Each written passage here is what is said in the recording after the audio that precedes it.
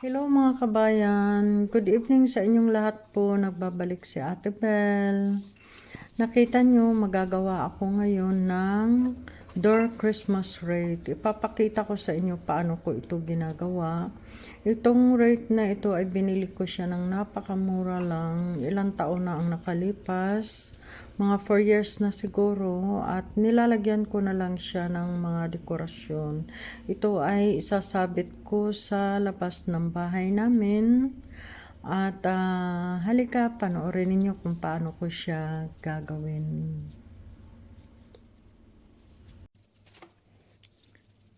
Kita nyo guys, halos matapos ko nang ayusin ang wreath para maganda siya pagka yung tawag nito, bukad ba, no? So, ganito lang kasimple. Lagyan ko siya ng Merry Christmas na decorin para sa gitna. At saka, ito yung parang sa mga pine tree. Tsaka mga balls. Itong mga balls na ito, masobra din ito sa mga dekorasyon ko. Itong mga ginagamit ko sa mga maliliit na bagay. Kasi sayang naman, ang dami kong mga sobra. At every year talaga, nagagawa ko ng door Christmas wreath para sa bahay namin, sa loob at sa labas. So, kita ninyo mga kabayan, mga kaibigan, napakasimple lang talaga. Sobrang simple lang na paano paggawa nito. Gustong-gusto ko nagde-decorate. Tsaka minsan, pag nagde-dekorasyon kasi tayo, ang daming mga idea na lumalabas sa isip natin. Paano natin siya gagawin. Tsaka lahat ng ito, binibili ko siya. Pag natapos yung Pasko, ang dami kasing mga sale na mura. Kaya nag-iipon ako para sa mga darating ng Pasko at pinaplano ko na talaga kung anong kulay ang gusto ko sa year na susunod.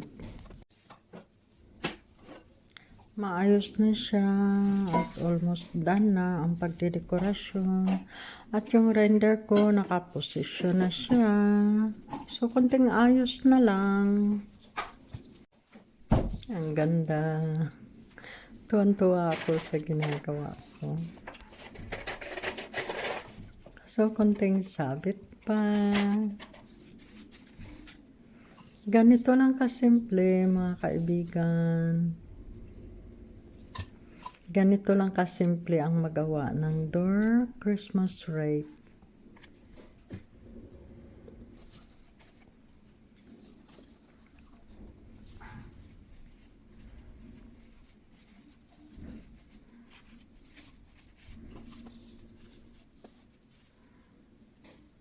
So, ganyan lang siya. Ang ganda na tingnan.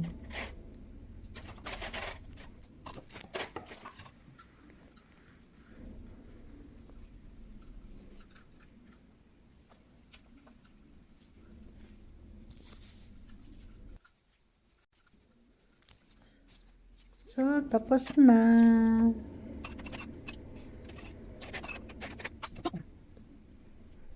Magagawa na lang ako ng ribbon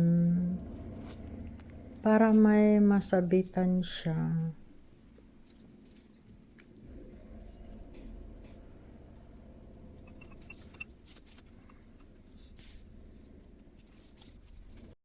Mga kaibigan, mga kabayan, ito na ang resulta ng door Christmas wreath ko.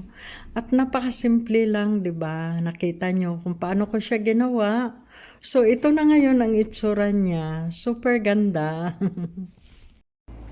Mga kaibigan, ito na yung door Christmas wreath ko na ginawa ko kagabi. So, umaga ko na siya sinabit para mas nakikita ko siya. Ang ganda. Ito uli ang door Christmas wreath ko. Makikita ninyo sa kabuuan ng pinto ang itsura. Thank you for watching.